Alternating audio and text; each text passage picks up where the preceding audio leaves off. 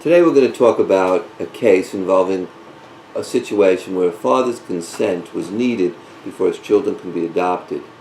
Keith J. was the biological father of twin boys.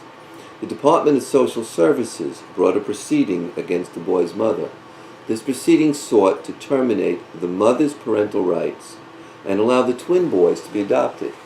Keith J. intervened in the court proceeding. He requested a court order stating that since he was the father, his consent was required before his children could be adopted. The Department of Social Services took the position they were only required to provide notice to Keith concerning the adoption of his children. This was because Keith had fallen behind in his child support payments. Keith, though, was able to show he had actually maintained contact with his sons. The Department of Social Services contended that since he didn't make us the payments of child support, his rights concerning visitation and having his children adopted should be impacted on.